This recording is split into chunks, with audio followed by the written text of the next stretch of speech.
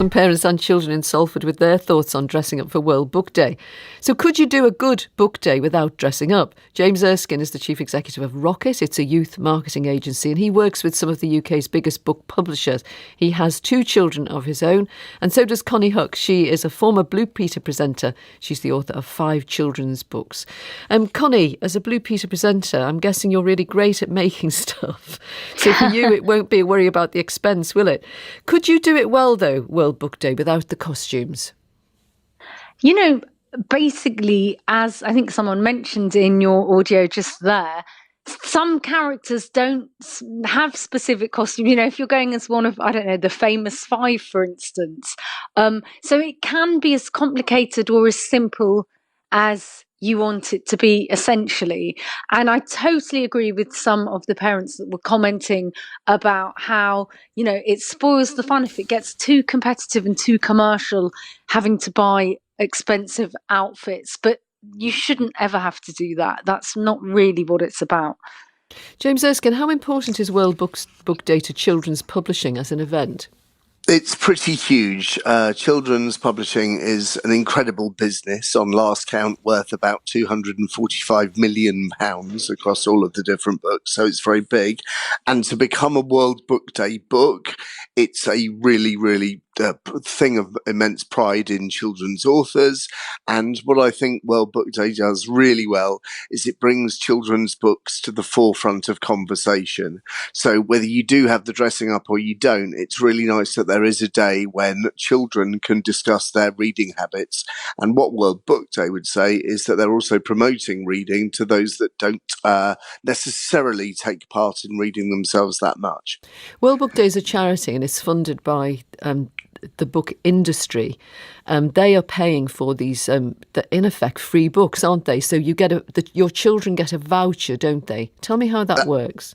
That's exactly right. Children get a voucher and they're able to exchange it. There are also cost-effective books. So they've got a load of books on their website that cost around £1 or £1.50.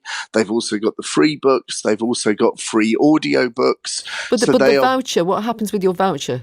You literally take the voucher, you can go into a local bookshop and you will get a discount on one of the World Book Day books.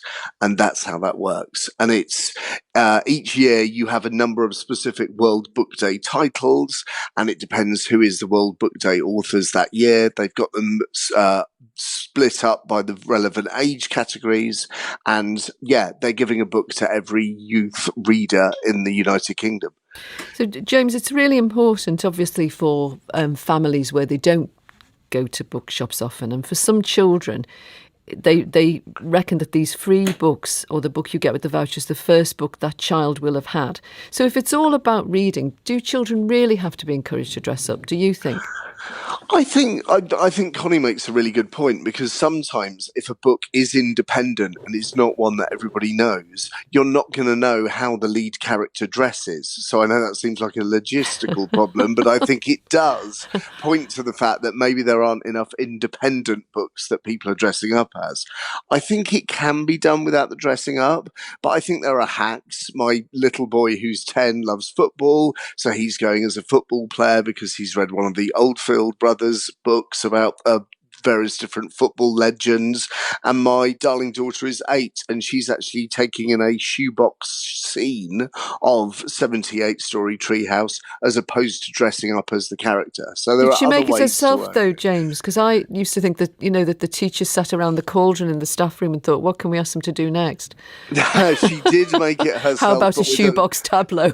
Well, exactly. She made it herself with a lot of help from my beautiful wife. So yeah, there was help there.